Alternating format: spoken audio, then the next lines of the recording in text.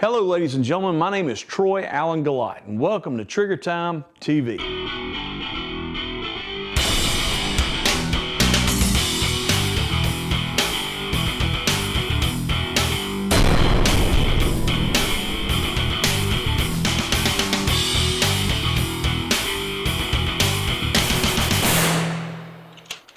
All right, shooters, to start today's show off, Mike Green and Chris Alvarez of Green Ops is going to talk about red dots on a pistol. Hi, I'm Mike Green from Green Ops. Hi, I'm Chris Alvarez from Green Ops. And today we're going to talk about red dots on pistols, specifically the RMR from Trigicon. Okay, so today it's very difficult to not see a red dot on pistols. There's more and more that are showing up to our classes when we teach. Folks are bringing them out.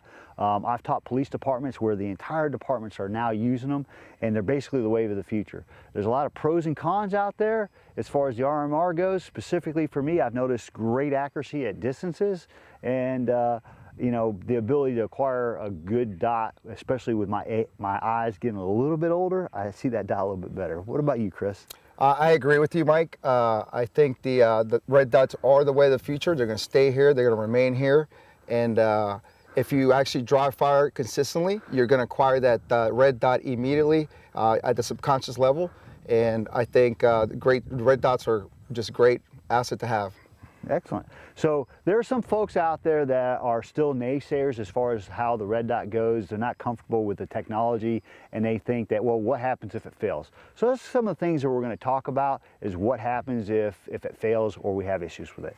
So one of the things that I hear all the time is, hey Mike, what happens if that dot gets wet? Well, is what we're going to do here, as you can see, is we're going to spray some water on the back of the lens here, and we're going to have Chris, he's going to shoot it, all right?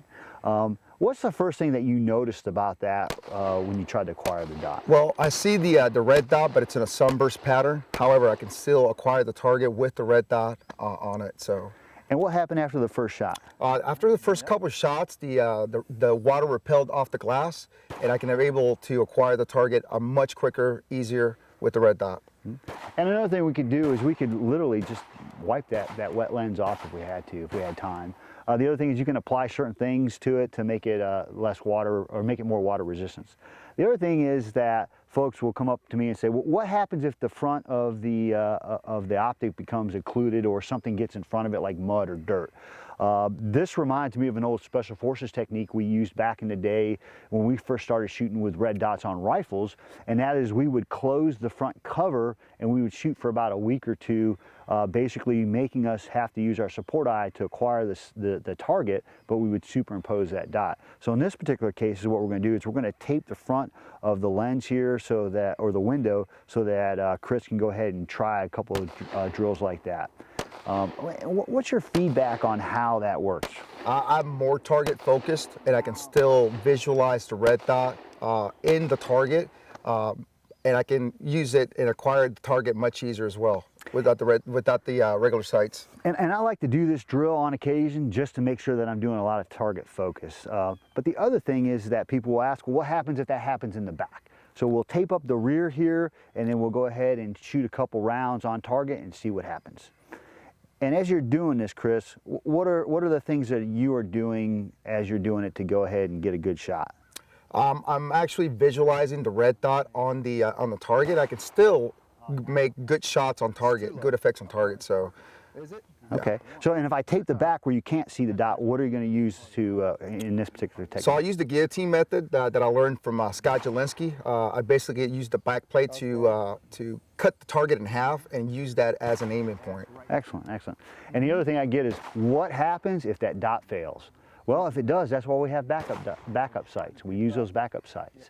And let's just face it, the red dot's here, it's here to stay, it's part of the future. Trigger Time TV is brought to you by Horus Vision, Bravo Company USA, Hornady, Cheaper Than Dirt, Car Arms, Magnum Research, Thompson Auto Ordnance, Desert Tech, Elite Iron, the Neomag, Really Right Stuff, True North Concepts, and Peltor.